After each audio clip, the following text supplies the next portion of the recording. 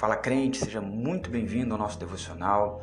Se você puder abrir a sua Bíblia aí no último livro, livro da Revelação, livro de Apocalipse, penúltimo capítulo, capítulo 21, eu lerei os últimos 6 versículos. Apocalipse 21, a partir do versículo 22, começa assim: E eu não vi nela templo, porque o Senhor Deus Todo-Poderoso e o Cordeiro são o templo dela. E a cidade não tem necessidade de sol nem de lua para que nela brilhem, porque a glória de Deus a iluminou e o Cordeiro é a sua luz. E as nações daqueles que são salvos andarão em sua luz, e os reis da terra trazem glória e honra. E os seus portões nunca serão fechados de dia, porque ali não haverá noite. E a ela trarão a glória e a honra das nações. E não entrará nela coisa alguma que contamine, nem o que quer que pratique abominação ou crie mentira, mas só os que estão inscritos no livro da vida do Cordeiro. O interessante desse livro tão enigmático, tão adorado por alguns e tão desprezado por outros, temido, é que ele traz justamente a revelação. Apocalipse significa a revelação, a grande revelação.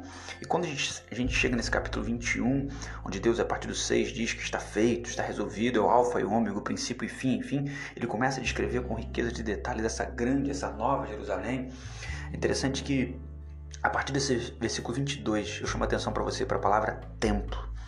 Nessa nova Jerusalém que desce do céu, a visão que João está tendo é que ele não enxerga nela templo, porque o Senhor Deus Todo-Poderoso e o Cordeiro são o templo dela. A perspectiva de templo é interessante porque é onde no Antigo Testamento a glória de Deus se manifestava. Deus não podia, nunca pôde ser contido em um templo feito por mãos humanas. Você tem a figura ainda das tendas, a tenda do encontro depois, que era uma tenda específica. Você tem o tabernáculo, você tem então depois o próprio templo. Você tem mais à frente a sinagoga, que era uma ideia de templo também, de certa maneira, mas você tem a figura do próprio Deus em Jesus, que ao olhar para os seus discípulos, em algum momento da revelação ele diz: o meu reino não é desse mundo. Não dirão ele aqui, ele ali, porque o meu reino está dentro de vocês. Deus não pode ser habitado em templos feitos por mãos humanas, ou melhor, ele não pode habitar em templos feitos por mãos humanas. Interessante essa perspectiva de templo para a gente entender: será que Deus pode habitar em nós? Será que Deus pode habitar em você? Não por merecimento, não por mérito, mas o que tem sido glorificado na nossa vida. Ou seja, temos sido templo de quê? O nosso corpo, a nossa vida tem servido como templo para o quê? O que tem sido glorificado? O que tem sido exaltado? Que tipo de culto o nosso corpo, a nossa caminhada, a nossa existência, a nossa vida tem produzido, tem cultuado? Deus, de fato, precisa poder habitar em nós. Ele é a luz própria. O versículo de número 23 diz que não havia necessidade de sol nem de lua para que nela brilhassem, porque a glória de Deus iluminava. Interessante que aquilo que é extremamente necessário aqui não tem funcionalidade nenhuma lá. Isso traz para a gente a reflexão, de fato, para que a gente questione o que temos sido, para quem nós temos direcionado a nossa força. Se aquilo que é extremamente necessário neste mundo, neste plano, lá na Nova Jerusalém, não serve para absolutamente nada, isso serve de grande reflexão para nós, para entendermos onde temos gasto o nosso dinheiro. Isaías capítulo 55, porque temos comprado aquilo que não é pão, ou seja, aquilo que não é imprescindível, aquilo que não é necessário. Para onde temos direcionado os nossos esforços, a nossa mentalidade, o nosso tempo. É muito interessante refletirmos onde está o nosso coração, onde está o nosso tesouro, tudo isso. Porque aquilo que de repente tem muito valor para você hoje, aqui, de nada adiantará na glória eterna de Deus. Interessante que os portões nunca são fechados de dia, porque ali não haverá noite. A compreensão de noite enquanto trevas, Noite tem essa conotação muitas vezes na Bíblia enquanto algo negativo, e as trevas não podem compactuar com a glória de Deus. Quando a glória de Deus chega, quando a luz de Deus chega, quando o sal da terra de fato tempera, há um diferencial ali. São vários questionamentos para nós, de fato, se o que tem refletido através de nós é a glória de Deus ou as trevas.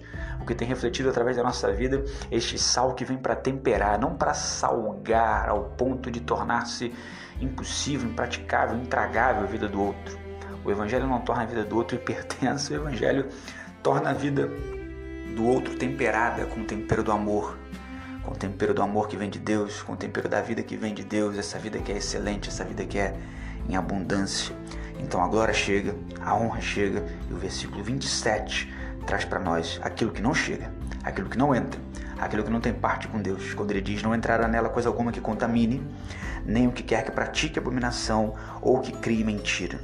Nada que contamine, nada que pratique, você vê então uma continuidade, não é nada que seja abominável, mas aquilo que pratica abominação, trazendo a ideia de continuidade, ou que crie mentira. Olha que interessante, não apenas o que mente, que já é terrível, porque aquele que mente é filho do diabo, pelo fato de que o diabo é o pai da mentira, mas aquele que produz, que gera, que cria, que traz à existência a mentira, ou seja, que dissemina a mentira, muito mais do que apenas mentir, ele cria e continua criando. Mas, porém, todavia, entretanto, contudo, apenas os que estão inscritos no livro da vida do Cordeiro. Há uma esperança. E não sei o que digo, mas sim a poderosa palavra de Deus. Há uma esperança, e a esperança é estarmos inscritos no livro do Cordeiro. O Cordeiro que é o alfa e o ômega, o princípio e o fim, aquele que jamais mudou, que continua fiel e que continua presente na nossa vida. Que essa palavra viva, poderosa e eficaz nos abençoe nesse dia. Em nome de Jesus. Amém.